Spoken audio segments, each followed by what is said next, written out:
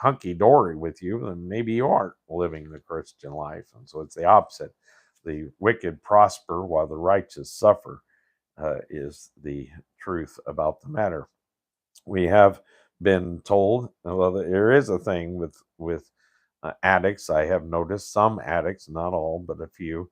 Well, everything will go smooth and perfect. They get a job and they have all this money. Everything seems to fall in their lap. Somebody will give them a car, and everything seems to be going their way. And so I'm always leery when that happens. I'm afraid that they're going to hit a brick wall, and all of a sudden they're going to relapse because they hadn't experienced any trials.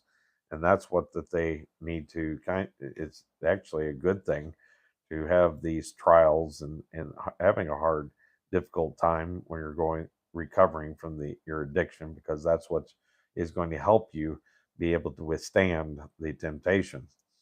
Is it hopefully comes on a little bit at a time, and not just bam all at once. We have been told this in previous books. In fact, it is almost like a stuck record. Jesus told us not to be dismayed. He said that in the world we would have troubles. In the epistle to the Hebrews, we learned that God tests us by trials and troubles.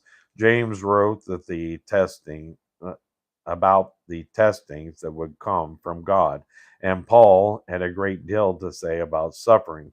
Now, Peter comes along and says the same thing. I know it is not at all proper to teach that God will prove us and lead us on to maturity through suffering.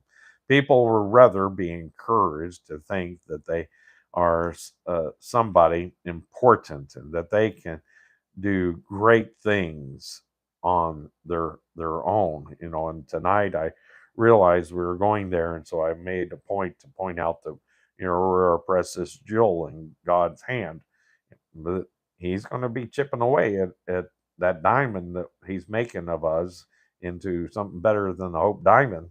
That's for sure. And so we need to get used to that chisel and that hammer that's coming to our life, and making us that precious jewel. But the we often the prosperity gospel is that most preach is not accurate.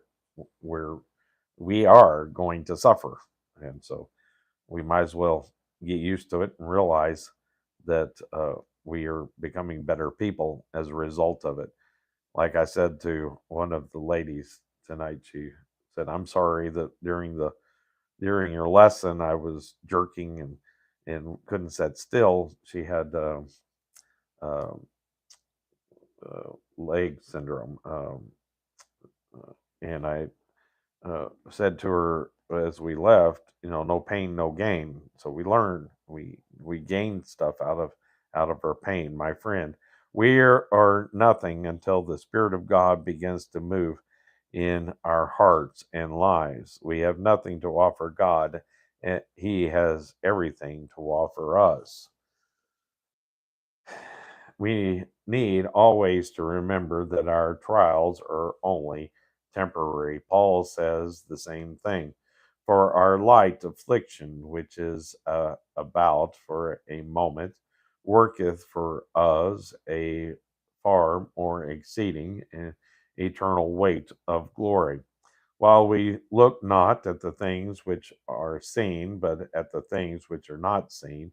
For the things which are seen are temporal, but the things which are not seen are eternal. 2 Corinthians chapter 4, verses 17 and 18. The things at our fingertips, which we consider so valuable, are not really of value.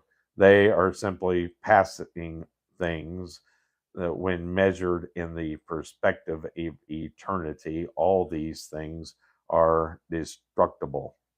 They are corruptible, and they can be defiled. The things of this world do fade away. The things we cannot see are the eternal things. They are of real value.